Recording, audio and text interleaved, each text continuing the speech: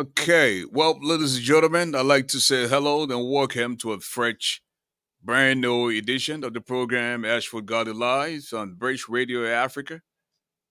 And if you just joining us, I would like to say a big welcome. Well, as always, Father God, want to give you praise. Want to say a big thank you. Want to glorify your name. Want to magnify your name. Lord Jesus, you woke us up this morning and we are up, out, and about. With that, we just want to say thanks. In the name of Jesus, we've given thanks. Well, some heard the name, some heard people talk about them. You've gotten the opportunity tonight to match the name, face, and voice. The mastermind, the doctor of law, the medicine, the microphone, the golden voice of radio, Africa's media dobe do extraordinaire. Gra se tukpayege, zebon ploda na jako me ochire ji. Ye would no muzo the one ye madobo to dry. Ayu adi wapo. He doesn't eat iron, but he's definitely stronger than a lion.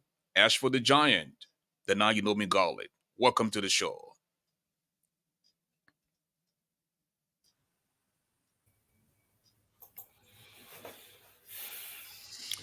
Well, folks, hello once again and welcome to another splendid edition of the program Ashford Garley Live. Let us begin with Dr. James T. Fisk.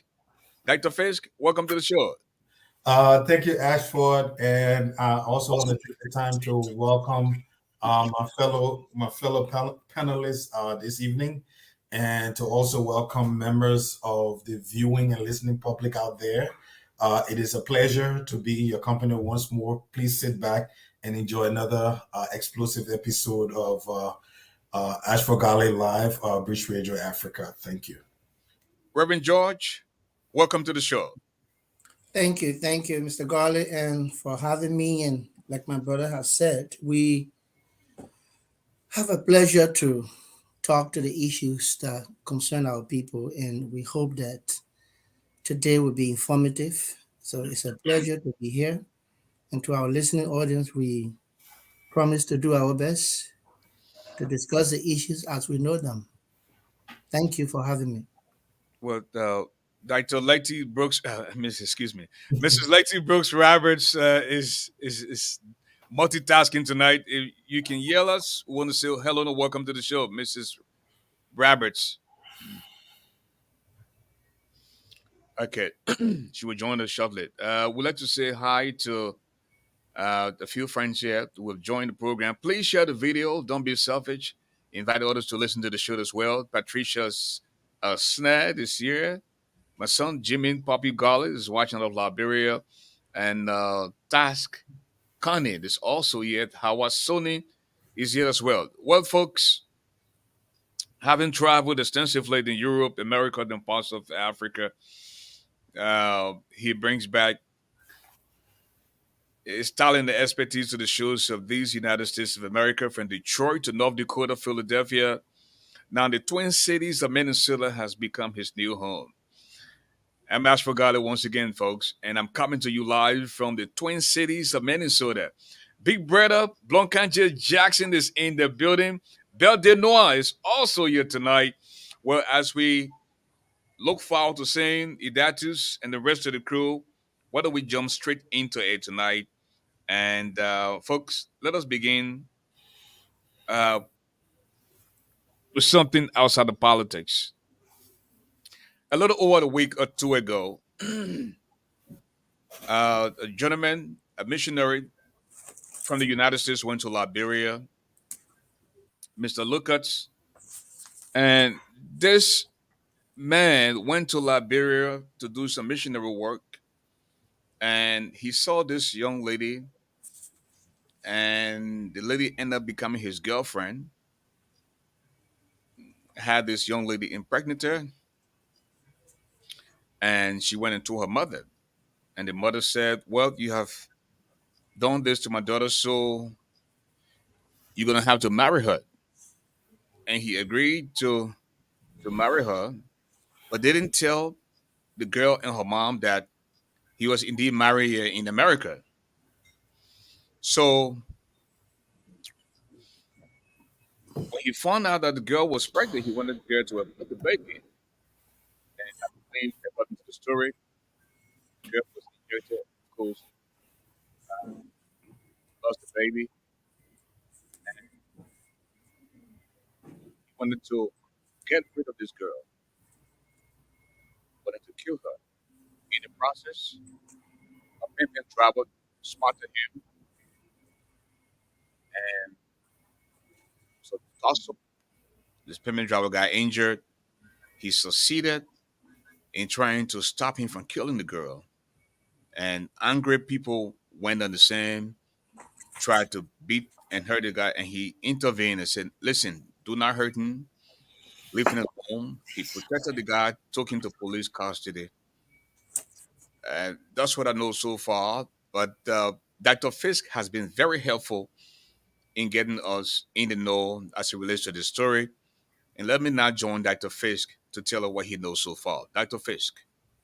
Well, actually, I think you've said most of the information pertaining to this Caucasian individual that came to Liberia as a missionary, and of course, got this girl pregnant, and then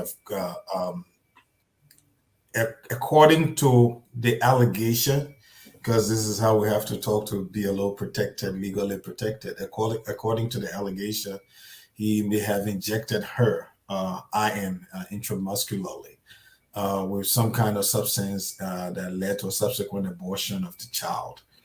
And then, even after that occurred, um, there was this incident where a keke, one of those motorcycle riders, because we have audience from different parts of the world. Keke is that's just another name for motorbike riders in Liberia. Uh, uh, what is happening is that he saw a scuffle between this white missionary and this Liberian girl in the water. And according to him, the guy was trying to slaughter the girl. So basically, he did a citizen's arrest. And then, had he not done so, perhaps this fellow would have been dead because there was threatened mob action against him somewhere in Vi town. But this guy was able to take him to the police. And the last I saw on the internet is that he was being remanded at the central prison of Liberia. And the young lady who's at the center of the incident, she's doing fine. She was treated at a local hospital in Liberia. She's talking okay, and she's fully recovering. Okay, well, Dr. Fisk, I want you to please take track of the timeline as we dive into this. I want to go to Reverend George. Reverend George, an American citizen went to another country and allegedly committed this crime. Uh, if things turn out to be true, uh, where does the American government stand in terms of prosecution to this young man who happens to be an American citizen that went to another country and allegedly committed this crime? Well, thank you, Ashford, for your question. I believe it's a criminal matter, and every country um, has setting criminal laws within their jurisdictions. I don't know for sure what the. I think Dr. Fix spoke about it earlier backstage about the process of reviewing crimes that are committed by American citizens abroad. So I believe the law will take its course, and whatever process is available, all we want is justice for the girl, like we would want justice for any human being, whether it's an American, whether it's a Liberian. We believe that as the story unfolds, again, allegedly, until it's proven. So it is our hope that whether he's an American or he's an Indian, whoever the nationality is, that due process law will follow and justice will be done to serve as a deterrent because we all know human life is precious. So I believe whatever on the books concerning American citizens committing crime abroad will fall into play. And that's what we all want, so that will be due justice for the family, for the victim, And for the country, it's a shock to the Liberian nation as well. And so that's what we expect. And hopefully that's what will happen. Well, Reverend Added, welcome to the show. Where does the American law come into play as it relates to committing crimes abroad when you happen to be an American citizen? Because we know that many years ago, Chucky Tiller, the son of Charles Tiller, who is an American, went to Liberia and committed some crimes, including torture. And today, Chucky is behind bars for 150 years. Tell us about the American reaction in terms of the various types of crimes in other countries. Well, certainly let me apologize for being late. Good evening, everyone. Good Thank evening. you for being in your presence tonight. Well, I believe it is the American law. Whether you are a U.S. citizen living overseas, if you commit a crime and you think you can use America as a safe haven, you're making a mistake. So you will be prosecuted, whether you're extradited here or you are in that country which you commit a crime. Oftentimes, U.S. government may ask for their citizens to be brought home to experience persecution because of some of the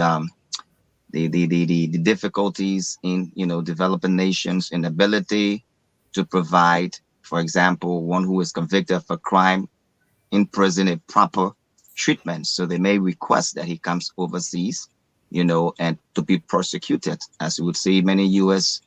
Soldiers who are fighting on behalf of America that commits crimes overseas. If you're a military man, you will have to face the UCMJ, which is the Uniform Code of Justice.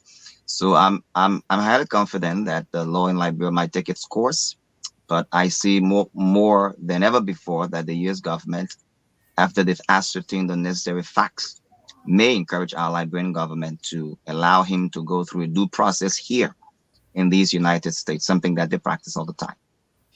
Dr. Fisk, tell us about the various types of crimes as an American citizen and what are the penalties? Yeah, I mean, as far as that, as far as an American citizen committing a crime abroad, um, it doesn't fall under local jurisdiction. It falls under something called extraterritorial jurisdiction. And when Chucky Taylor, that was the basis upon which Chucky Taylor was arrested and tried and convicted in Florida.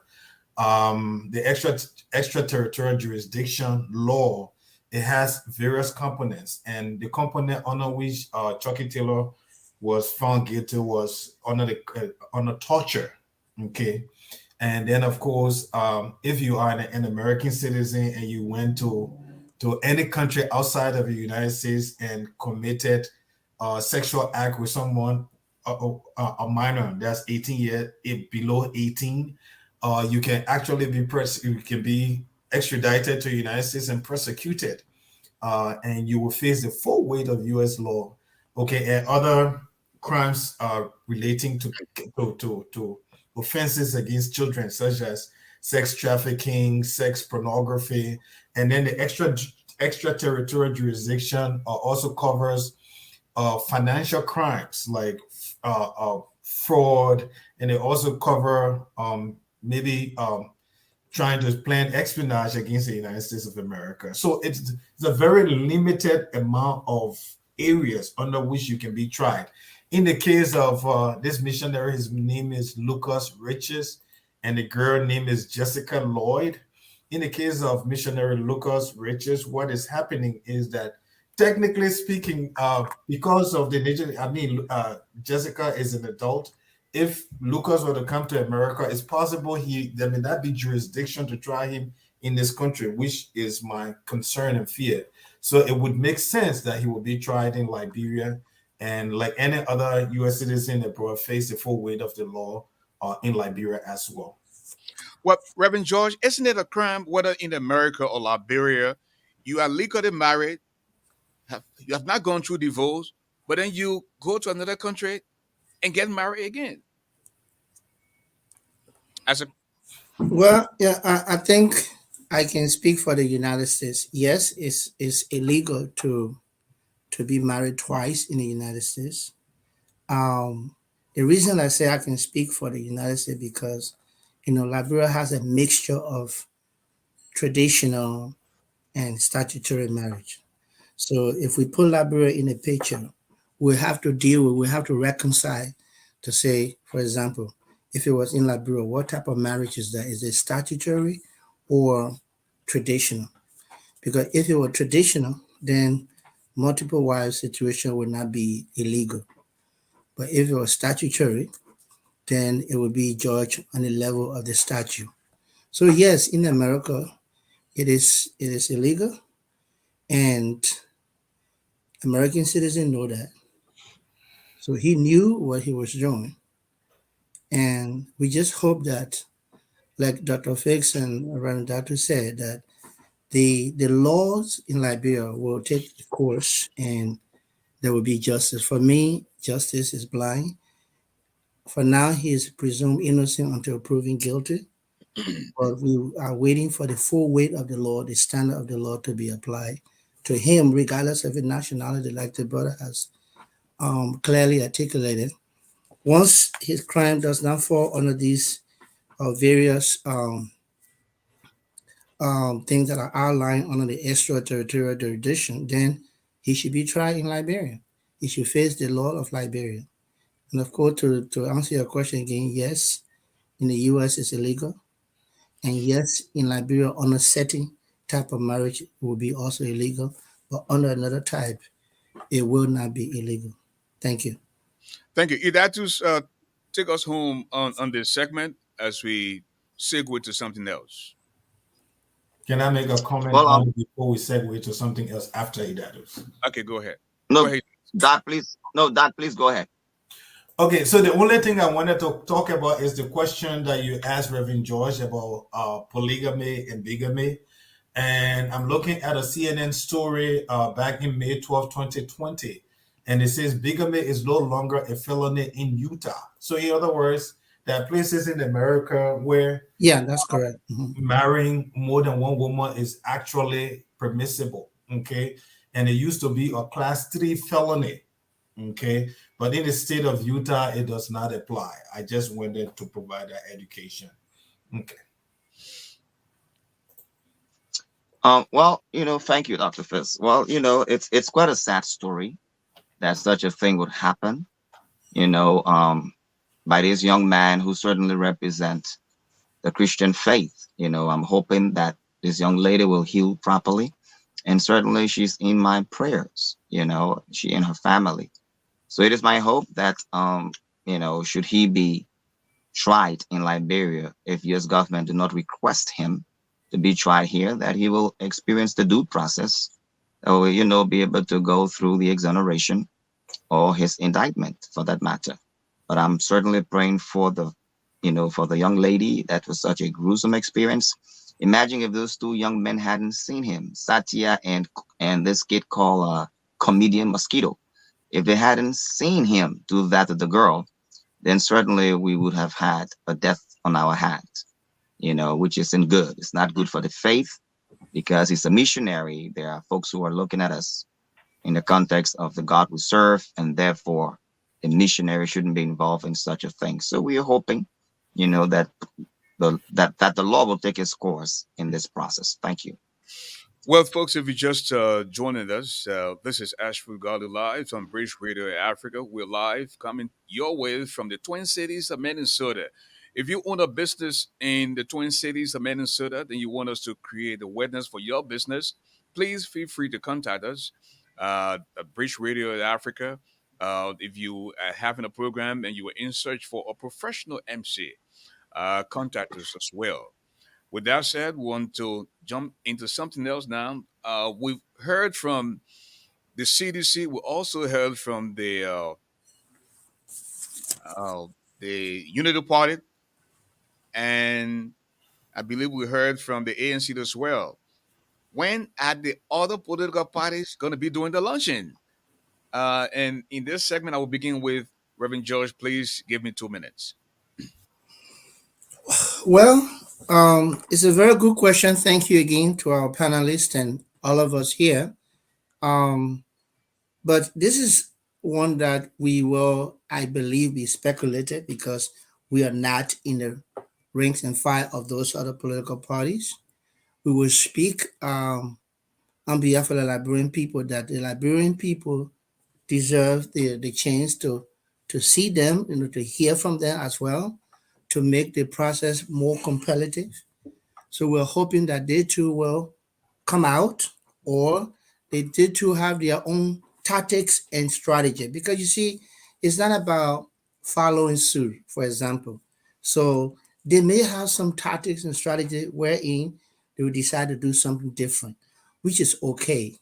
I don't think it should be a one size fits all.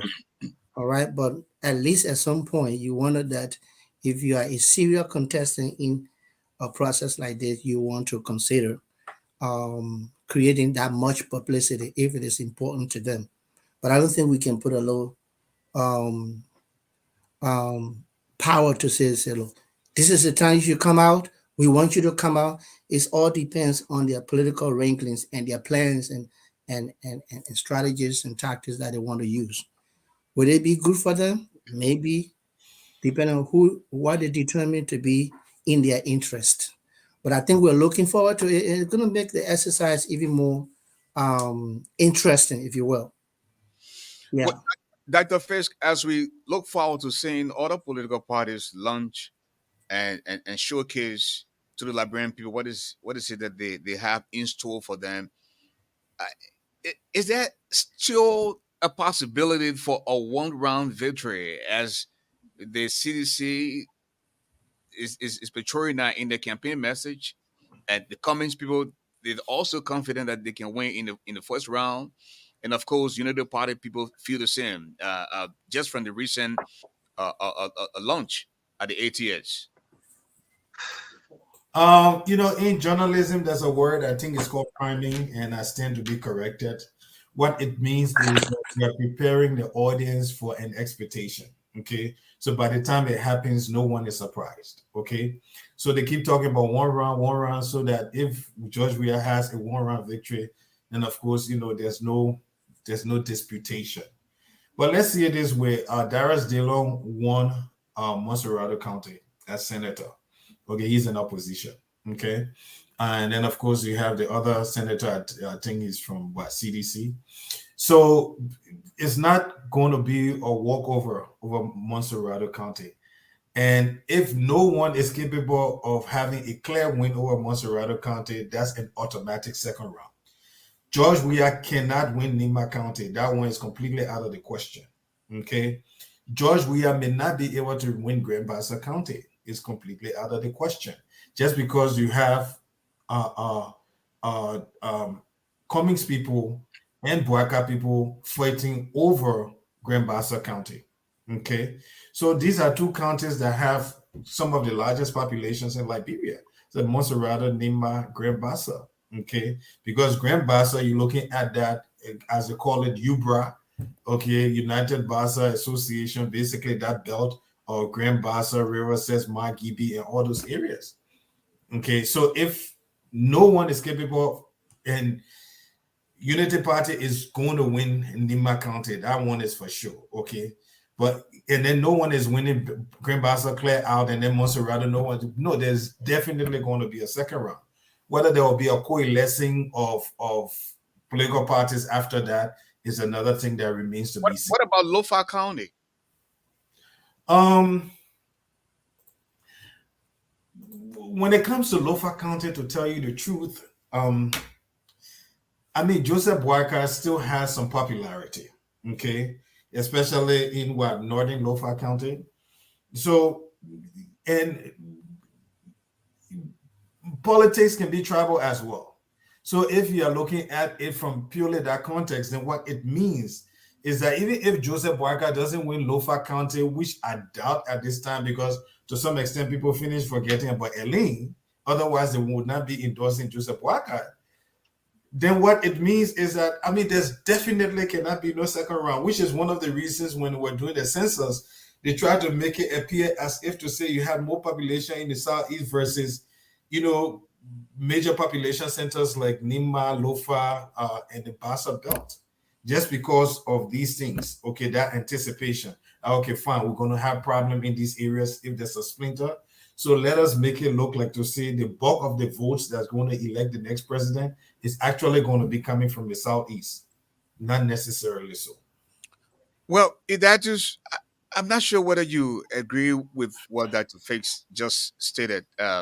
Samuel Toet, the finance minister, said people in Nima County were so grateful to them that there are places in Nima that have not seen electricity, that have not seen coal tar, and for this reason, they will support George Ware.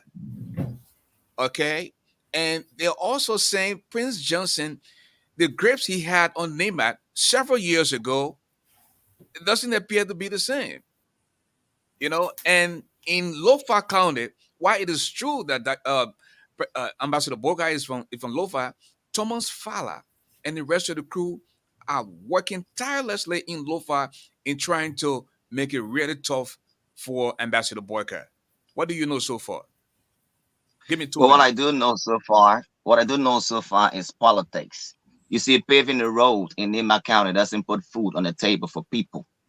Paving the road in Nima County or Lofa County doesn't give people jobs. So certainly in these last few days to elections, where this government has increased the poverty of Liberians and people are suffering, from food, basic necessities of life, and you're boasting about car road when they cannot even feed themselves. It's a complete disgrace. So obviously, you think after 5.5 years, you can come and play politics with the people of Nema. We all know, quite frankly, that Lofa is Joseph Boyka's base, considering the tribal nature of politics. The Montserrado belt that is consistent with predominantly the Bassa people, among other people. We see that Yombli, Kanga, and Darius, they don't have documented evidence of winning those two counties, Montserrado and Grand Bassa County. So then, not to mention Nema County that has about 269,000 votes, Montserrado over 900,000 votes. The total voting population in Liberia is about registered voters about 2.1820. You know what I mean? Votes of people who have registered to vote. So we're very confident that these elections are certainly between Joseph Yumamboyka, Ambassador, and George Weah. But quite frankly, when you look at the Coalition for Democratic, you know, the Coalition for Democracy, CDC rather, you will clearly see that Mr. James Barney, who was a real powerhouse for the NPP, he's no longer with them. So now you'll have Joel Taylor. So there's a split. We look at the coalition of our president that also had the party of Alex Tyler. Go see the amount of people that did not reach the Anthony Tubman Stadium that he was bringing. So personally, I find it quite difficult for our President George Weah to win these elections, considering the fact that he's lost grounds that took him to 65% in the second round from 38%, which Joseph Boyka had 28 and went to 38. So it is clear that unless they do something very difficult and very Thank you. criminal, they may not win these elections. Well, Reverend George, where is the base of Alexander Cummings? You hear people talking about Nima County. They're not talking about him. Lofa County, there's nowhere where they can mention Cummings. Grand Bassa, Montserrado, where is his base? You are on the record saying that Cummings stand a better chance in winning the presidency, but he doesn't have a base. Thank you so much for that question. I was expecting that question. These elections in Liberia, the stakes are so high, and praise be to God, this high stake election present three scenarios that we want the Liberian people should be aware of. It presents the past, the present, and the future. And this is a message that we have been pioneering for the past 6 years.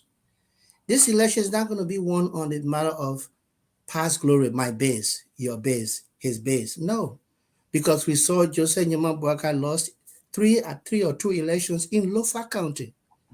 Is Lofa still his base? I said no. What am I saying?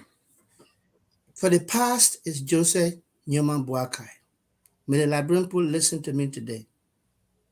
All of the years, the 170 plus year Liberia had an independent, Joseph Boakai took part for 45, 42 years of those independent years.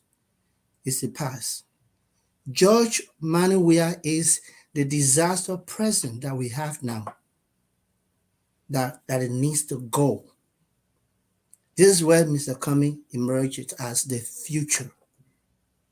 The future. So I believe this election will not be won on who own what base. You talk about Grand Bassa. Now, if you were to talk about base in Grand Bassa, you look at Besson Garfini that almost defeated Inomli Kanga, if not for the help of Mr. Cummings and the CPP. And you talk about Charlie Bronskin. The name Bronskin is a household name in Grand Bassa. So if we wanted to brag about base, Grand Bassa will be a show base. Thank But you. what I can tell you, quickly to end, I will come back again.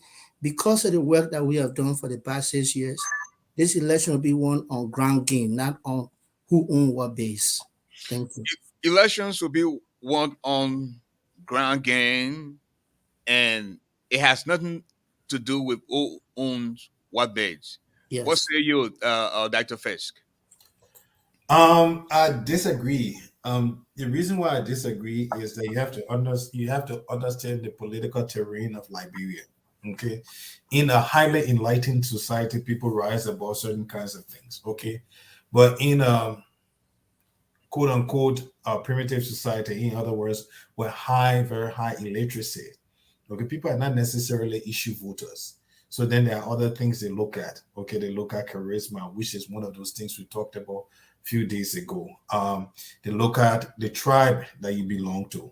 They look at they look at your they they look at your ability versus the current situation that they are faced with. Okay, and in the end, if you look at the past and see how elections were won in Liberia, one of those things that have given one person edge over the other is charisma. For instance, Charles Taylor was very charismatic. Look at Gabriel Poulet. Gabriel Poulet never had money, but he was charismatic. Okay, and he was a major contender in the race way back when Samuel Doe were trying to be president. Okay, and that is something that Cummings is lacking very severely. Okay, and somebody were talking about Dr. Monimba. Okay, with those kinds of people, Dr. Monimba, Tion Gonglo, and those kinds of things, the other politics would require that members of the opposition start to reach out to those people to see how they can get them to coalesce. But I mean, whether that's happening or not is another story all by itself. But I think the race is around three people at this point. That's George Weah, Joseph Boyka, and Alexander Cummings. Idatus added, we just listened to Reverend George, and he said Cummings has more ground game than Boycott. If anybody should be in the second round, would be Cummings and perhaps the incumbent George Ware. What say you? Well, I also like Dr. Fitz back to Dafa. We all know that politics is driven by personality, tribe, religion, then institution. Liberians have not graduated yet to an institutional mindset of politics. Correct. So, I can certainly understand how Reverend George will conveniently leave out the fact that Mr. Cummings, who hails from Maryland, did not win Maryland in the last elections. For as many times Boyka has been running, Cummings has been running as well. But let me also not forget that the current president was defeated by Madam Ellen Johnson Sirleaf the day he's president. So, when you look at Lofa County, when you look at the political landscape and the historicity of our nation, you know that politics is driven by certainly a tribal good. Samuel Kado base was Grand Jita, Joseph Boyka base is certainly Lofa County. President George Weah base is certainly Grand Crew County, where he comes from. So let's be very clear. Let us not misunderstand the entire issue. The elections that he's referenced clearly was a senatorial race. But the fact remains, Boyka did win his own county, but has lost some senatorial elections. Similarly, like the CDC, they lost to Darius Dillon. But when it comes to the national race, Mr. Cummings certainly doesn't have a base. And, quite frankly, he was attempting to have a base in my cousin, Charlene Brumskin. So I'm hoping that, that he will rise from 7%. So, you can come from 7% to actually, find yourself hopefully in the second round with people like George Weah and the Honorable Joseph Boyka. But where we are now, Ashford, to be very honest with you, I do not dignify or intend to make Mr. Cummings the object of my criticism. We're certainly working to remove George Weah, because we know for a fact that his government is a very serious failure characterized by rampant corruption, proliferation of drugs and ghettos throughout the country, extra killings throughout, insecurity, poor economic status for our people, the harmonization of salary. That's what we are focused on. And we want Liberians to understand that rescue is on its way and in the person of Joseph Imamboyga and his vision. Thank you. Thank you, Idatus. Well, Reverend George, if you can't win in your own backyard, what grand game are you bringing to the table on October the 10th to win it all? Okay, the premise is so wrong that if you can't win in your own backyard, I don't know whether we are I mean, saying. he Hold on, lost. hold on. He No, lost Early County in hold on. 27. Hold on. I'm not, I don't know whether we are saying that everywhere you won 2017 is where you will win 2023, or everywhere you lost 2017 is where you will lose 2023. That's not what we are saying. Okay, if we all are establishing that Liberian politics is tribal, then Mr. Cumming has a base. He's a grown man from Maryland. Okay, did he win it 2017? No, he was just a newcomer 1 year to the election. He got in the midst of 21 candidates. But I'm telling you, 6 years later, Mr. Cumming has a base. Charlie Bronsky has a base, Grand Bassa County. And then there's a trial base there that is Margibi. We saw the rally in Margibi because of the Basel Bell and the nature of that. We saw Mr. Cummings, who they say were unknown, pull out and almost shut down Kakata. We saw. So if we go by that, then each of them has a base. But what I'm telling you, in addition to the base, why there will be big surprises is because of the amount of work each of them were able to do. Ambassador Braga had been sleeping all alone. He just woke up. The only person that woke him up is Costa, brought him to the U.S. All those years, Mr. Cumming was in the Leeward counties. Everywhere he went, he was greeted. Today, none of my panelists, including those in Liberia, can argue now that Mr. Cumming is not a household name because of the amount of work he did and the grand game that is put in place. I still contend that there will be surprises and this election will be won on ground game. Thank you. Well, Dr. Fisk, Cummings has launched. Boyka has launched. George Weah has launched. Who is closer to the end game and who's farther away from that big win? What are you discussing when you say end game? What exactly do you mean? What I mean is who going to be our next president? Okay. Well, I mean, the thing is, politics is not logical. Okay. Because if politics was logical, then of course, I mean, Mr. Weah stands no chance. If there will be any kind of logical second round, then it's going to be between Cummings and Joseph Boakai. Okay. You cannot, I mean, to some extent, I mean, Boakai has his own crime in the sense that he stayed in the government and collected checks when he should have done the honorable thing and step aside. However, to a large extent, just because of the adversarial advisor role of the vice president per the Constitution of Liberia, you cannot take all of the sins of Eileen and place it upon Joseph Boakai. I mean, that's unrealistic, be guilt by association. So you can't do that, okay? And, with time, like people kind of forget, which is one of the reasons some people have been advocating that Charles Taylor come back and run. And arguably, if Charles Taylor ran, he could possibly win. So what I'm saying is that Joseph Boakai, technically speaking, stands a very good chance, okay? You cannot say because Mr. Cummings were able to garner only 7% of the vote 6 years ago, that 6 years after the fact, he's going to get only 7%. I doubt it, okay? But what Cummings also needed to have done, okay, was to be able to have people strategically placed. In other words, have people running for different positions like representatives, senators, and the rest of it. Because in order to govern, you will have to interact with people in the different branches of government. And sometimes having that ability to navigate through those other people, it can be quite difficult. So we'll wait to see. Well, if anybody thinks that George Weah does not stand a chance in these elections, you have got to be joking. Like, first of all, Mr. Boycott's association with Prince Johnson is a problem, and there are votes that will be considered the anchor vote. People will be angry at the fact that when the name Prince Johnson comes to mind, people think about war. People think about the man who killed innocent people, and this is the guy now who is serving as one of the principal advisors to Mr. Boycott. So if we sit down and say George Weah is a no fighter, I'm afraid we are heading for something else. Mr. Adi? Well, I'm certain that those of us who support Joseph Imamboyga do not take this incumbent for granted.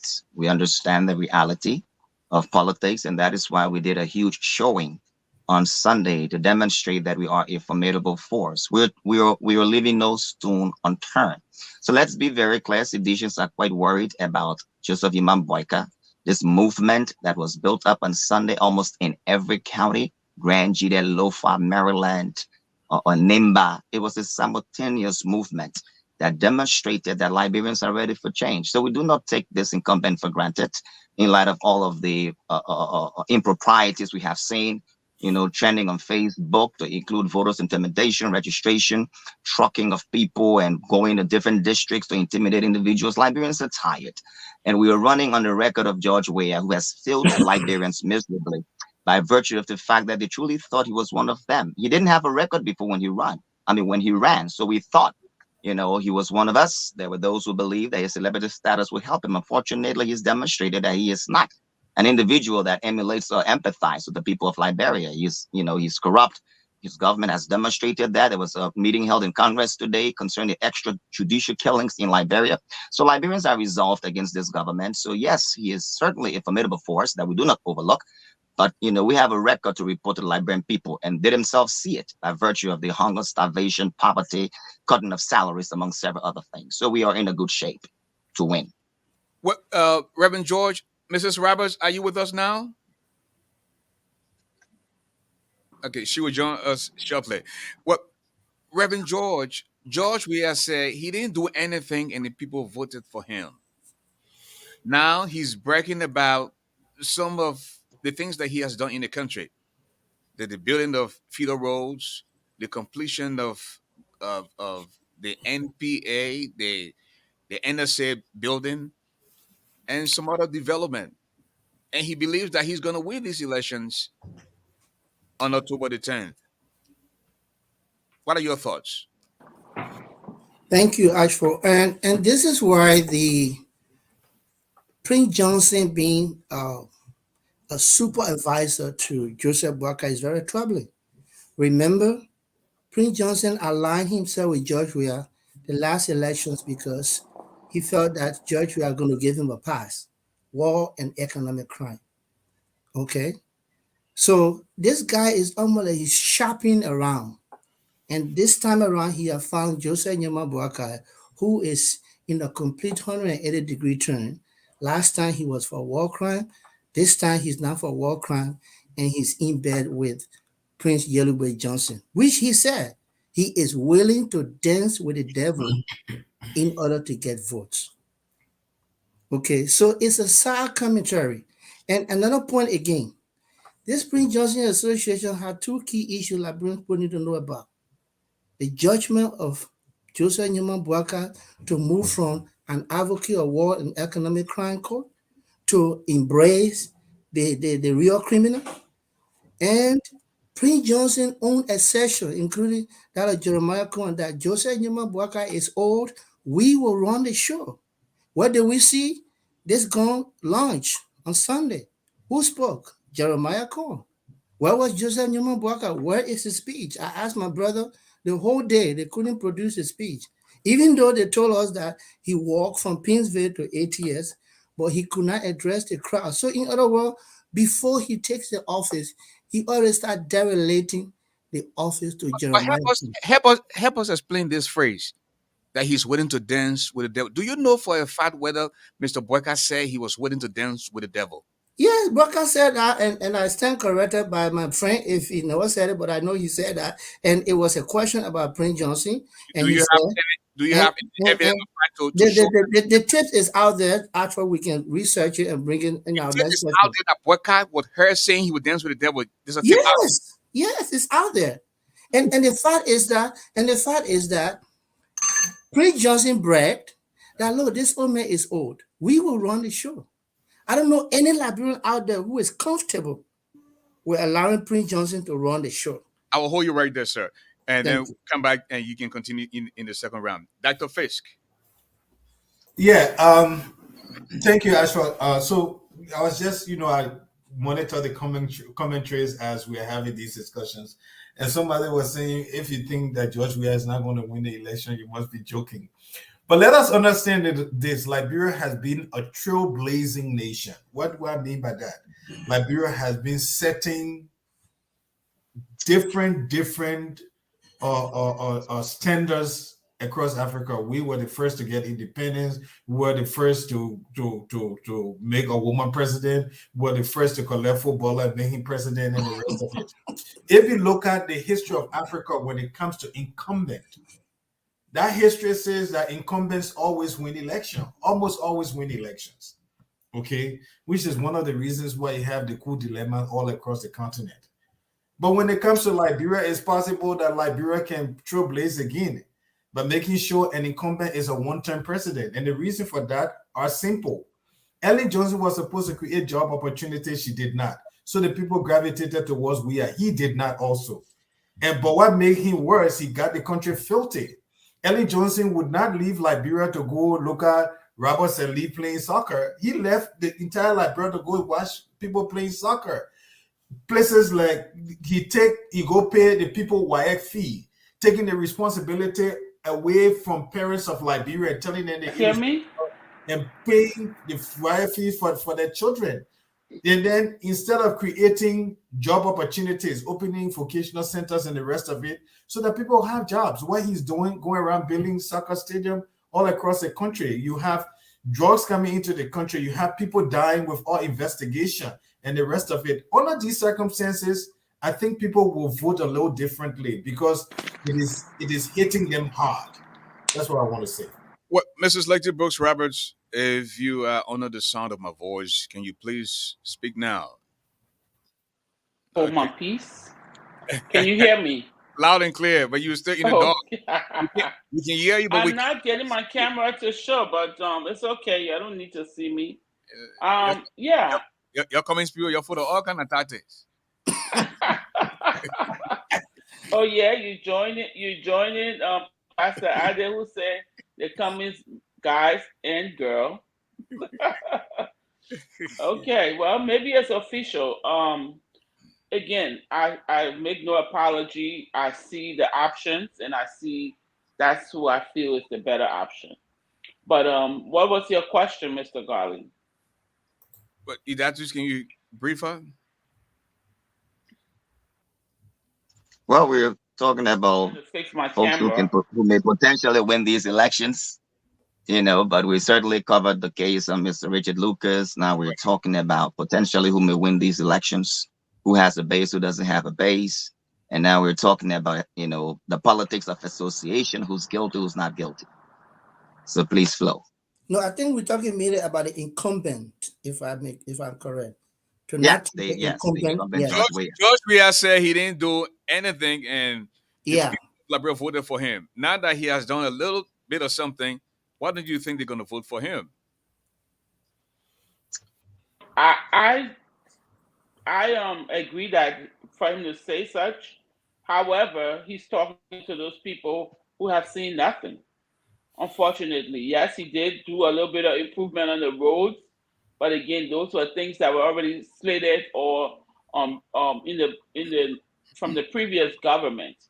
Yes, he did a park, and as stated, only few people who are more privileged take advantage of these things because it's the hierarchy of life. You can't just be hungry and go to the park. When you take your children, do you have money to buy them some ice cream? So the state of the country is still poor and he still thinks that he did nothing. He did no debates. He talked gibberish, and people chose him. He's right for that. But if that was based on not knowing anything besides that he was a footballer, a famous person. They came through a rough time, and he was a little hope. And for people that say, oh, because he's from Gibraltar, I don't even think it's the reason. It's more like, oh, he's a commoner. He more like, we watch him when you go to Liberia on a football during football season, soccer season. It's like a holiday. Everybody look forward to that. So he entertained the people. And so, even right now, if you brought Thank you. Messi to Liberia, they probably vote for him. Thank you. That's how enthused the people are with football. He Th- did nothing and he has Thank done you, Mrs. nothing. Roberts. Thank you. Thank you. Thank you so much. Idatus, um, Reverend George is on yet saying that there's a tip out there that Joseph Human Boyka is so desperate to the point where he's willing to dance with the devil. You have spoken with Ambassador Boyka. As a matter of fact, he thanked you for what you've done so far in terms of trying to propagate his message. If you have that tip, according to Reverend Joy, the tip is out there. How come I haven't heard about it? Number one. Number two, do you still maintain that Joseph Boyka walked from Painesville to ATS a couple of days ago? So first of all, I just want to thank you, Ash, for especially how you pressed Reverend George. And the only deflection he could tell you there's a tip out there. But since that statement was made, as a reputable institution that we are, we have not seen that tape other than what was reported by Mr. by the Honorable Benin Ayuri. So we have to hold Mr. George, I mean Reverend George, accountable to produce that tape where Joseph Boyka is expressly stating, other than the quotation of the Honorable Ben Ayuri, for stating that this is what he was told. So Mr. Boyka hasn't stated that. So he who alleges has the burden of proof. Second, to let me deal with the issue of Prince Johnson. He wants to preach the politics of guilt by association. In these last few days leading up to the elections, we're certainly looking to build a coalition from the Unity Party with the opposition. And every time, he often mentions Mr. Boyka's judgment, as well as other things as an attack. I'm poised to see whether or not I should repel and expose the hypocrisy of his attack. But let's be very clear: it was Alexander Cummings who gave, this quote unquote warlord $55,000, $50,000 for his school, $5,000 for his people who were at a delegation. But we understand why he gave the money. He gave the money because he was trying to harness or garner support from Mr. Prince Johnson. It's called bid and switch. So that didn't work. So let's talk about Mr. Prince Johnson in our body politics. He supported Madam Ellen Johnson Sirleaf, George Weah, and now this is where he is. He's chosen to support Boyka. But make no mistake, Mr. Cummings did pursue Jeremiah Coon. So had Jeremiah Coon said yes, would Mr. Cummings and his surrogates still be saying that he has bad judgment? But no, up to now, they have not denied. In fact, they told the Liberian people it was a decoy. Really? You tried to get Jeremiah Coon. He stated that on the Spoon Network. He stated that consistently. So let's be clear. Political hypocrisy doesn't Thank work you. here. Thank you, Idatus. Well, folks, if you just joining us, we'd like to say welcome and thank you so much for taking up time of your busy schedule just to form part of British Radio Africa, Ashford Garley Live. This program comes your way Mondays and Tuesdays on British Radio Africa. We're live from the Twin Cities of Minnesota. I want to say hi to my sister based out of Minnesota, sis Yumutro Krenga. She's here in the Twin Cities, and she's one of the staunch supporters of Alexander Cummings. Mr. Philip Paswa is all the way joining us from Hong Kong. He's in the building. George Canto and the rest of the crew on here tonight. I see Samuel Barnes, Joe Manjala is also here tonight, and we see Elizabeth Hin and Viral Horace. Viral Horace is here as well. I also see Nathaniel Dayboy, and See going down Zulu Garley, my little nephew is watching out of Liberia.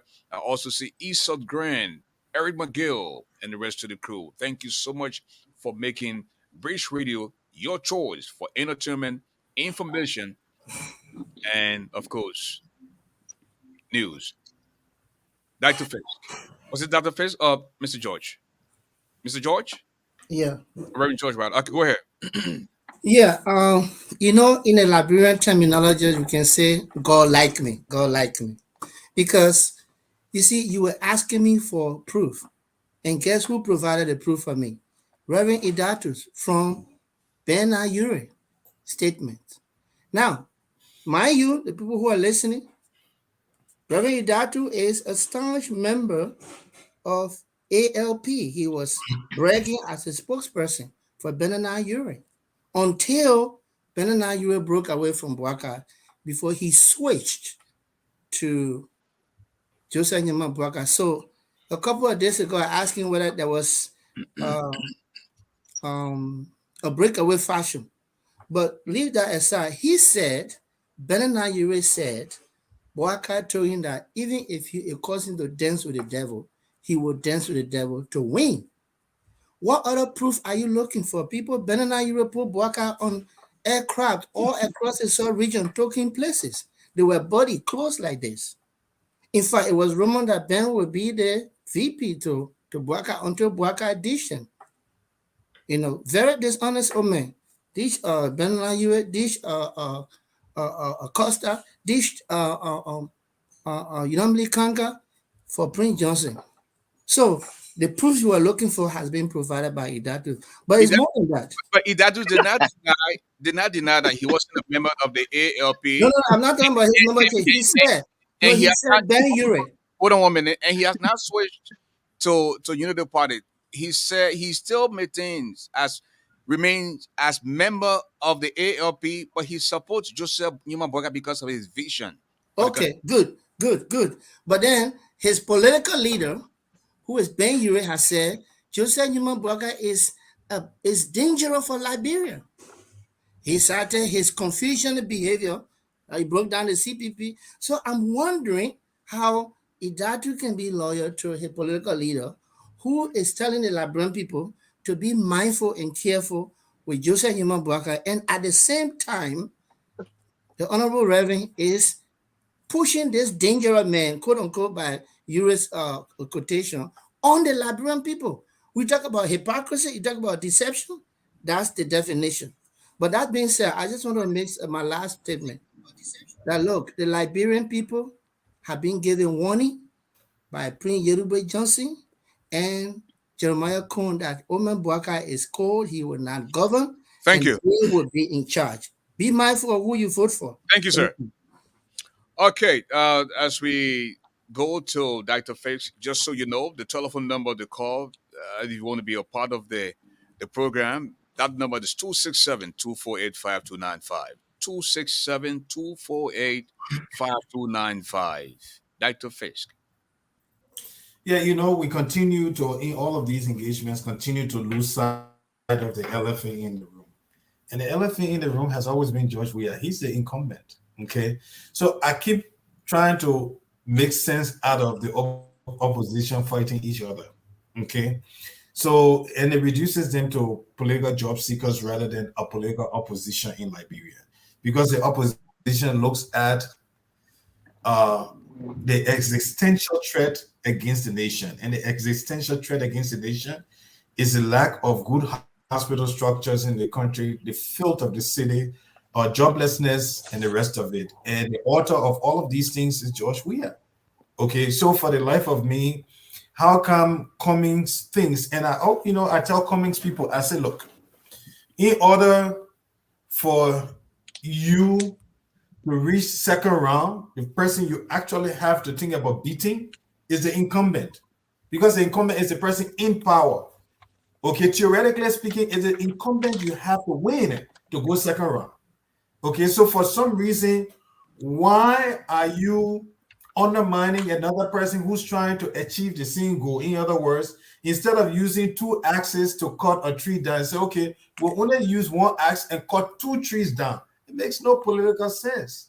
Okay, I may not love Joseph Yima Bwaka, and I don't belong to his party, neither do I belong to CDC or any of these guys. My thing is, I think the system should work for Liberians. But what I also believe is that the first thing that needs to happen is that you need to take the impediment away from the country. Impediment right now is George Weah. Okay, so while we're having these squabbles and behaving as if to say Mr. Weah is not the president of Liberia, it baffles me. Thank you. We want to take a call, and then we'll go to, I believe, Mrs. Roberts. Then Idatus added. Hello, caller. Tell us your name and where do you join us from tonight? How you doing, Mr. Garley? This is Elvis calling you from Minnesota. You're live on the radio. Go ahead, and make your point. 1 minute, please. Thank you. Thank you. I just want to, give some information to Dr. Fix and hello to the panelists before I continue. When you talk about NIMBA, George Weah can't win NIMBA. I think maybe he doesn't understand the demographic of NIMBA. When you get a large voting population in NIMBA of 200 and, some odd thousand, only about 160,000 of that is, from the mine, the down people. The rest of them are from other minorities that live in my county, the Bassa people, the Crown people, the Crews. So there's a large population that Prince Johnson doesn't support or doesn't control. So the reason why for those of us who support this president hard on the Southeast is because the margin in those counties will be very slim. And that's where having the overwhelming victory for the president in the Southeast will make up for those numbers. It's Thank you. not that the Southeast numbers cumulative is more than the people from Nima or Thank you. Lofa, but the margins will be covered by the vote, the large vote that the president will get in the Southeast. That's the math we're doing. Thank you, I just Elvis. want to, give him that clarification. Thank you for taking my call. Thank you. Okay. Mrs. Roberts? Yes. Hi. Yeah. So for me, yes, it's true. I agree that the emphasis should be on the incumbent, and he has more to argue, more to fight against. And I find people, fighting against each other, and especially the person that is of the three top candidates. I see, that we or most people, the opposition is bashing um Ambassador or former Vice President Boycott. But I do agree that we should be pointing out the ills in our country that has been caused or emphasized by the current president. So, while it is true that, everyone's character is on the line, but George Weah has done worse, if not as the other people. When we were younger, they would say, "Oh, if not worse," but the proper English is worse. So we this man is the problem. It's like they sugarcoat the few things that they have done, but for the most part, maritime. Where he puts it's like he put his cronies in strategic areas where our country is being sabotage. You take all these, people. We have Bill Trewally, who they say was taking money. Well, not they say. We've seen tapes. I've seen tapes of him going to the port, taking gasoline, taking out money, importing drugs. This is not a new phenomenon. That's been going on. So Thank they have these people who are the persons that are Thank you, Mr. Roberts. watching out for him. And that's my take on that. Thank you. Before we bring in Reverend Ida, want to go to the line. We have a 410 number. Please tell us your name. Yes, good afternoon. My name is Joseph Conto, and I'm calling from Washington, D.C., sir. You're Thank you for live. taking my call. Welcome. Hey, I just want to say this. I love Dr. Fisk when he making these criticism of Mr. Cummings. According to him, Mr. Cummings is trying to undermine another person instead of going after Joy Weah. First of all, Mr. Fisk have forgotten that it has been the United Party who have tried by all means to undermine Mr. Cummings. Remember, Joseph Yima Bwakai and the United Party conspired against Mr. Cummings along with the government to take Mr. Cummings to court on false charges. Don't you think it was part of their strategy to undermine Mr. Cummings, look, you need to be honest. Joseph Blackeye, Mr. Cummings, and Joy Weah are fighting for the same position. Joseph Blackeye is no different from Joy Weah. So we will fight each and every one of them. Joseph Blackeye and the Unity Party, they are not opposition party. They are former ruling party that want to return to power. You don't see it coming fighting Gonglo. You don't see it coming fighting any other person. So we will fight both Joy Weah and Unity Party. Thank you so much. Thank you. Let us Can I go. respond? Can you wait your turn, please? Let me bring Idatus because he has not spoken for a while. He can come in. Idatus, your critics refer to you as the political bon vivant. They also refer to you as a political prostitute. And now you are supporting boycott. It is alleged now that you want to be the next foreign minister and you are waiting to step down from preaching. That's why you're in He's this. joking. Well, Mr. Garley, I've never heard that comment ever but from you for the first time. So there's no critic, and I can understand that you're trying to invoke a debate, but no one has ever called me that name other than you saying it now. But that's fine. We want to invigorate a debate, and certainly, the only reason why I'm supporting Mr. Boycott clearly because my candidate is not in a race. So my candidate told us to support Mr. Boycott, and I'm supporting him. And the fact that he has a vision that resonates with this youthful generation, that's why I'm supporting him. So, listen, my life in America is financially comfortable. To God be the glory. I have no lack in a space where I need anything. I love serving the Lord, but, folks just don't understand this young guy supporting the Honorable Joseph Boyka. And that is a reality that keeps striking people. And you can understand, they are wondering. But the truth is, I support Mr. Boyka, one, because of integrity. And integrity matters in these elections. Integrity matters. And that is why the Liberian people have overwhelmingly stated to the Honorable Joseph Boyka on Sunday that they're very sorry that they made a mistake. They are running on the fact that someone has been in government all these years but has nothing to point to concerning corruption like this current government. So those who are the critics of the Honorable Joseph Boyka, such as the likes of the ANC, it's obvious that he's the front runner. So it makes sense to them to consistently attack him. But I'm none of those names or descriptions that you've given me. And I'm grateful to God that my life is quite comfortable in America and I am living a decent life. So whether or not the Honorable Joseph Boyka wins, my friend, if I'm called to serve my country, I'll have a conversation with my family. But the fact remains, I don't do this because I want a job. I do this because I love my country, Liberia. I do this because I want to see Liberia removed from the claws of gangsterism and insecurity, proliferation of drugs in our country. Our young people are being victimized by this reality. So, hey, if it takes Mr. Joseph Boyka, who bears the vision of this reality, he Thank you. has my support. Thank you. Thank you. Before I go to Reverend George, Dr. Fitz wanted to ingest something following that caller. So, Dr. Fitz, take it away, please. Yeah, I just wanted to respond to Mr. Joseph Conto. He said I should have taken into consideration the ploy against Mr. Alexander Cummings. I mean, this is a high stakes game, okay? So definitely people will come after you. Your political opponents will come after you, okay? So that's why I keep talking about political job seekers and political opposition, okay? Because if we had true political opposition in the persons of Cummings and Joseph Boyka, what would be happening is that they will be trying to take away the impediment of Liberia currently. And the current impediment of Liberia is not Joseph Boyka not in government. Okay. He may have been in government in the past, but currently he's he's in the opposition. Okay. So it doesn't make any sense. Okay, that you will want to go against someone who is not even in government. All I'm saying is this: they can independently go after. You don't have to sign some kind of agreement and say, "Okay, let's go after George Weah." Let's assume, for the sake of assumption, for 1 minute, that Cummings goes second round with George Weah. So then, what happened with the Boyka people? It is now that Cummings will try to reach out with the Boyka people because with other Boyka people, he can't win. What if Boyka goes second round with George Weah? Wouldn't Boyka try to reach out to Cummings?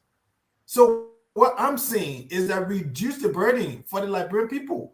Go after the major impediment. The major impediment is George Weah. Take him out. and then you guys can say that as squabble. But what I see is that every time there's a discussion and George Weah is placed in the corner as if to say he's irrelevant to this whole political conversation, the opposition are doing themselves a major disfavor, okay, because they are increasing the negatives and leaving George Weah in neutral. That's all I'm saying. Okay, in fact, Reverend George, you brought this up when you say Idaitu switch from the ALP to the boycott camp. That makes him a political von von. That makes him a political prostitute. Someone who jumps from one party to another in terms of the greatest passion. The allegation that is out there that he wants to be a foreign minister. He said that's far from the truth. He's financially stable in these United States of America, and he's only doing this because of the love for his country. And besides, he does not want any job, and he's doing it because of the vision that Joseph Boyka has for this country. What say you?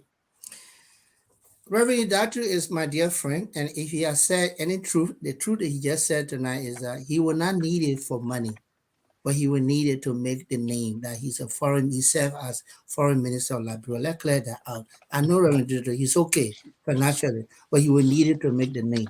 The point I want to make, Reverend Datu just said, my candidate told us to support Joseph Boyka, quote, in quotation.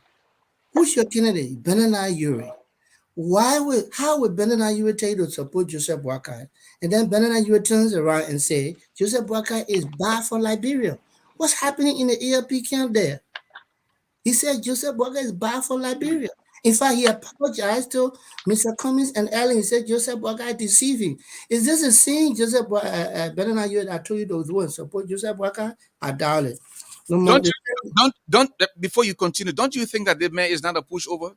That the fact that Ure wants him to support a certain candidate and he disagree, it doesn't mean that Ure owns him. You just said that the man is a No, man. no, no. The fact that I just brought out contradict his statement that Yure told him to support Joseph Boyka. Then behind him, Yure said Joseph Boyka is bad. It is really only elementary children can figure that out. But let me go to my second point.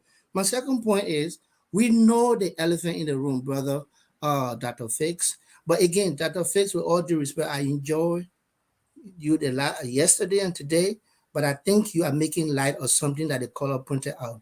You cannot admit that they will go after each other and minimize the vehement attempt to actually wipe out Cummings. Has Cummings been guilty of any crime? He will not be on the ticket today. And that was Joseph Boyka and Yuri. They all concorded and they were advocating to annihilate, to wipe out Mr. Cummings.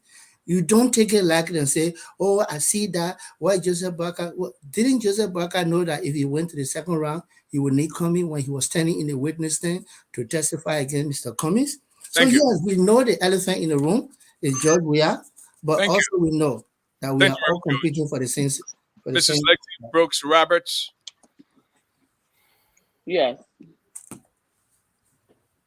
Yeah. I think we're going in circles. I think the political von von is Akaris Moses Gray, who has started a war by saying that it's a war, anyone who goes after his candidate.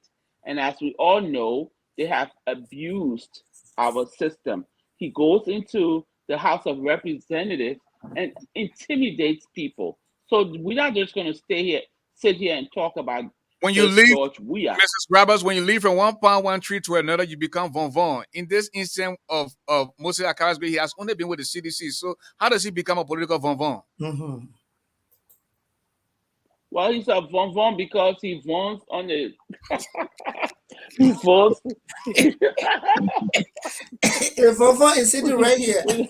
Von von has become a noun now.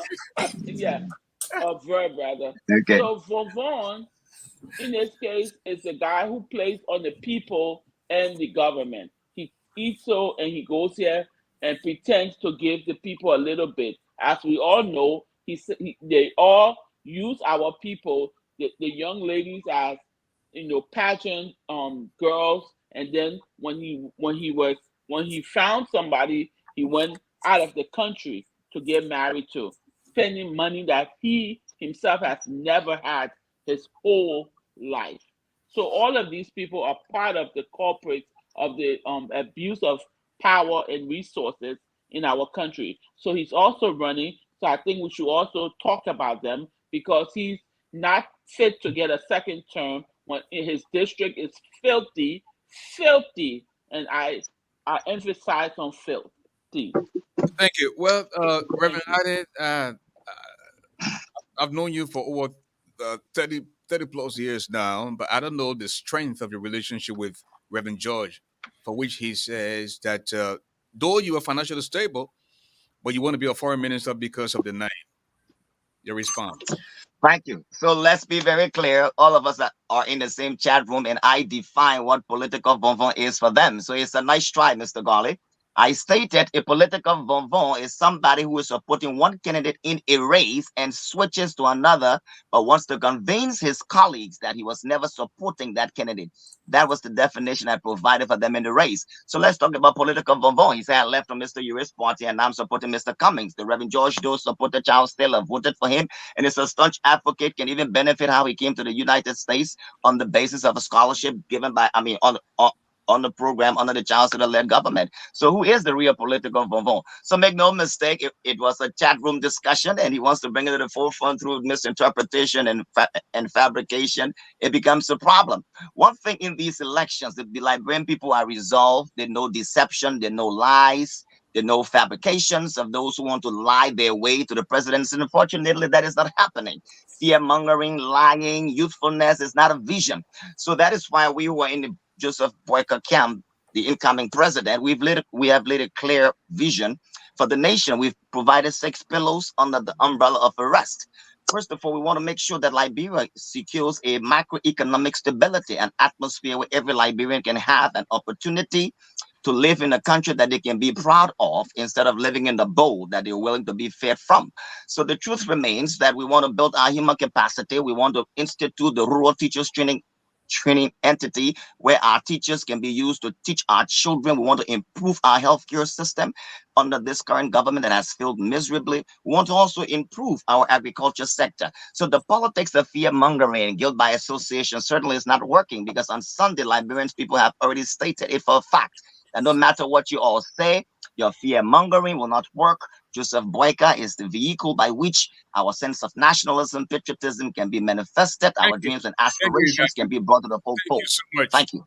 Bef- uh, Dr. Fish will come in, but uh, Reverend George, just be on the standby. Okay.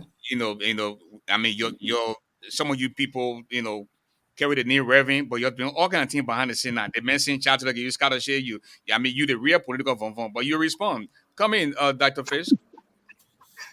Yeah, the thing is, I just, and I will keep going back and forth. I take issue with Joseph Boyka, with the statement the Reverend made about Joseph Boyka and all of these lofty promises. The thing is, you would need money to implement any kind of project, okay?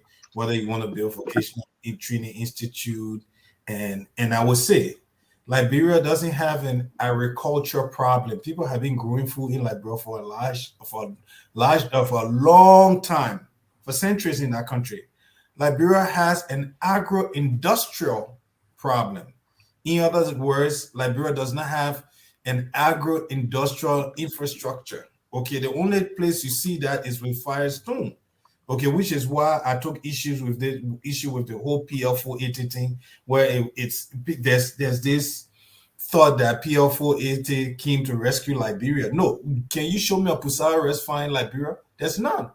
Okay, and additional research showed that there were excess rice and other produce in the United States of America, and the American government trying to get rid of the excess as a way trying to support her farmers, decided to export those food into various African countries and then pay those countries for receiving those foods. And Liberia was one of those countries through the PL480 program. Okay, so now you have Pusawa rice competing against the country rice that got rock inside and the rest of it. What rice you think Liberian people were eating? So that basically undermined Liberia agriculture. It basically undermined the political hegemony at the time, and as a result of that whole PL480 thing, there was a major overthrow that led to the execution of 13 government officials. So, I don't know what we would take from that and the Joseph Boyka thing, but it is a reason to pause for caution and examine these things as we critically think of the next leader for Liberia. Well, Reverend George, I don't know which church you're a pastor of. You're a reverend, yeah, but some of the things you're saying, people are disagreeing with not with the Idatus, but there are others who are saying what you say about Idatu so far is not the truth. As a matter of fact, he is saying to your face that you are supporting a big rebel. That makes you a small rebel, but now you're a reverend. What do you say? I'm glad that my brother can throw any kitchen sink that have no iota of truth. In the year 2000, this Reverend George was heading a human rights organization that was sponsored and supported by the Carter Center, Liberia. Everybody knows me. And because of that, I was elected as chairman of 10 human rights organizations at the time, Prison Watch, Judicial Watch, and all of them. And Brother Gale and your listening audience, I was fortunate to have been nominated to attend the State Department International Visitors Program. I don't think that just did a sponsorship. So I came as an international visitor of the United States Department. The records are there. When I returned after the study took us to 4 different states, and I did an honorable thing to return.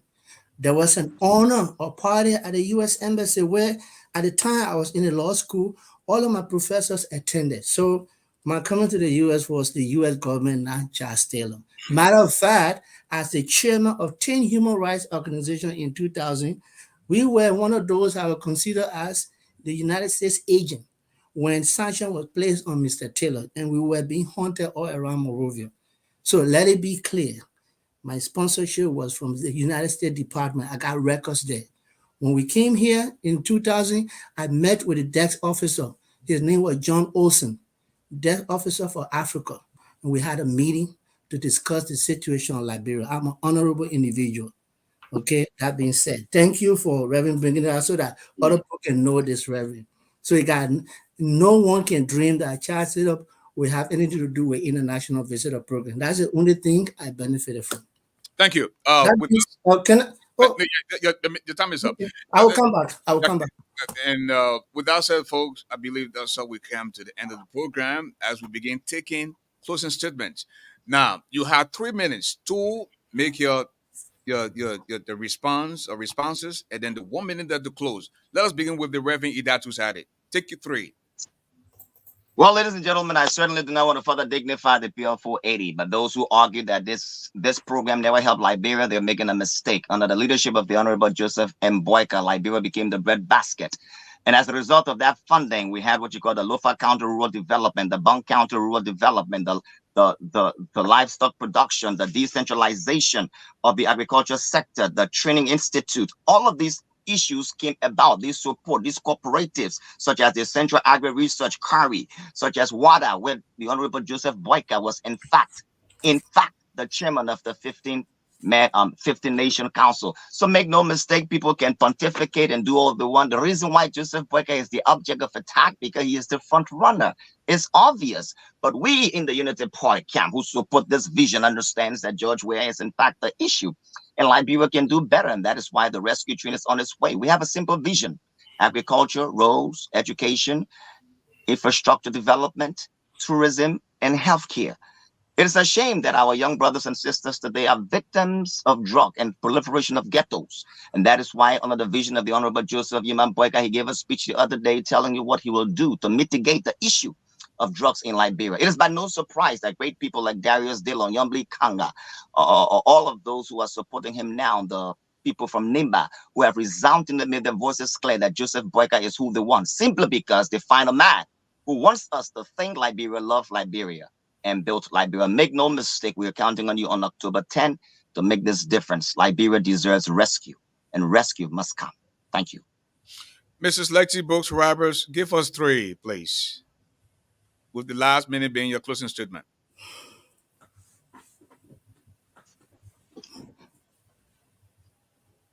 Mrs. Roberts? Can you hear me? Loud and clear. Go ahead. Okay, great. No, I said I want to thank you all for your for holding down the floor as I did my other duty. But I want to thank everyone that advocated on behalf of the young lady, the Jessica Lloyd story of the gentleman or called himself missionary that went to Liberia and has preyed on one of our citizens. Again, we don't know how many people he has done this to or how many young ladies he has exploited because the people say God warns you before he exposes you.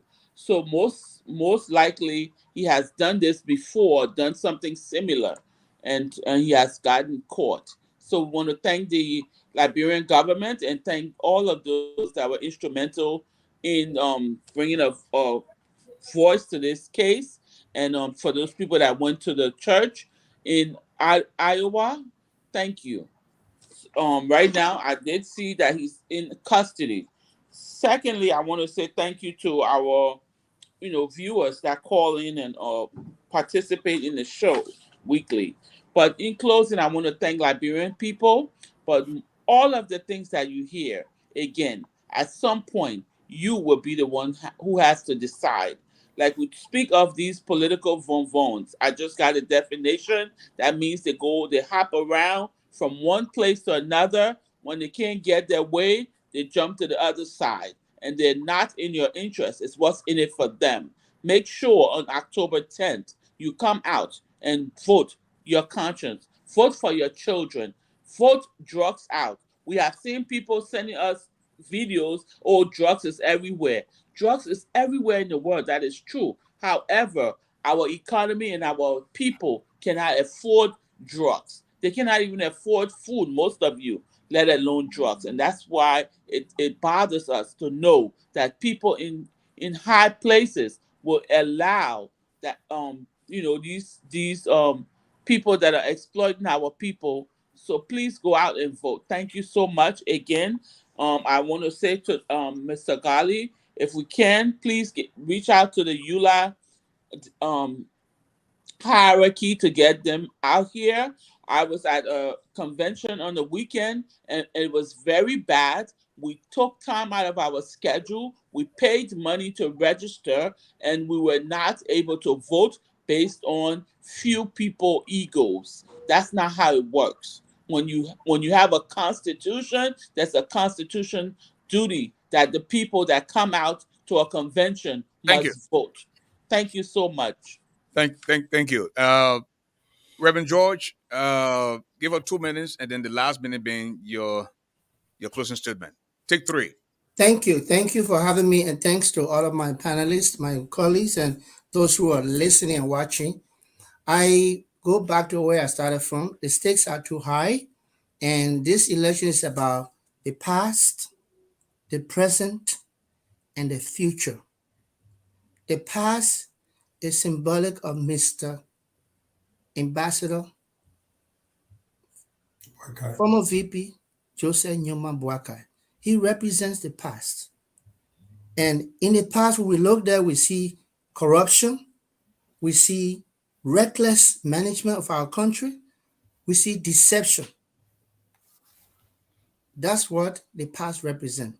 The present is a dismal failure in the lives of George Manuel Weah, who needs to go now, immediately. So the Liberian people are left with the excellent choice of the future, which is represented by Mr. Alexander Benedict Cummings Jr. Please vote right. This is about your future. This man came and articulated, he laid a roadmap on how he would develop Liberia. Is very clear. He's the only candidate that has a roadmap for developing Liberia. I want to make that clear. It's about the past, the present, and the future. Let's look to the future. It is good the elephant in the room is George Weah, but we cannot replace the elephant with the past. We need the future of our young people to be secure in the great plans of Mr. Alexander Benedict Cummings Jr. And that being said, I'm glad that I came on this forum to clear the air. Every Liberian know that this revenue you're talking about came to the U.S. on the United States International Visitors Program. The records are there. I want to thank my brother for the low blow, which gave me the opportunity to be known, because sometimes we want to play low profile. But that being said, remember when you go to the polls, I cannot overemphasize this. Bernard Ure told us that Bwaka is dangerous, he's a Confucianist, after serving with him for so many months. Prince Johnson told us that Bwaka would derelict the duty to him and Jeremiah Cohn. Remember all these things and do not come back tomorrow and say, we didn't know. He had already told us that they will run the show. I do not know of any Liberian now, hungry or full, that is comfortable with Prince Johnson running the next presidency, de facto, indirectly. Thank So you. those are the things you should watch for. Thank you for having us. We'll always be available to come back. God bless you. Thank you. Dr. James T. Fisk, take three. Yeah, thank you, Ashford. I just want to say this very quickly. Liberia has had a very troubled history. Okay. And since the formation of Liberia, the most significant was the 1980 revolution that led to the execution of 13 government officials. The prelude for that is the PL480. Okay. That was the gradual or factor that decimated the Liberian agriculture system and also decimated the political system of Liberia. As a result, nobody can show me any Pusawa rice field in Liberia. Okay. But there's country rice.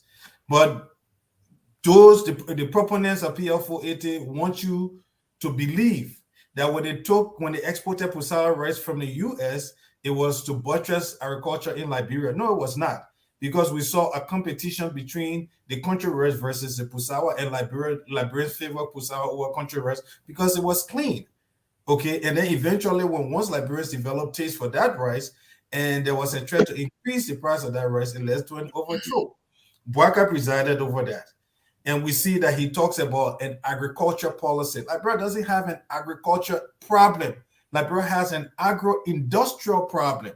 So if you have someone who wants to be president who cannot contextualize what the real problems are of that country, then it becomes a problem in itself. Let's talk about Alexander Cummings. Alexander Cummings, his profile is something similar to Ellen Johnson Sirleaf, stellar record, or he worked with bureaucracy and the rest of it. But Ellen was a miserable failure just because at the end of the day, she did not allow herself to understand what the public wanted. She was a good campaigner, but that was it. Okay, and because of her failures, the people gravitated towards George Weah. What Liberia has never had is a system of government. We have had a semblance of a system of government. So if Mr. Cummings has not seen that problem to enunciate in his plan of action to develop Liberia that he's going to establish a system, then what it means is that anybody can get sacked from Cummings' government. What it also means is that in as much as Cummings can come with all of these good ideas, he stands the possibility of becoming corrupt, just like Eric, because he's going to be subsumed in an atmosphere that is not systemic. So, long story short, let us not have a situation where Cummings and Bwaka are going after each other because there is an incumbent who's there. Okay, we understand that Cummings people will be frustrated that Bwaka tried to undermine him, but that's politics. But let us look at the bigger picture, because this is a political opposition. You people are not political job seekers, Bwaka or Cummings. Thank you. Well, that's the voice of Dr. James T. Fisk. And folks, with that, as we go home tonight, please allow me to borrow the wordings of the wise men. What people think about you and the possibility of your dream, it is none of your business.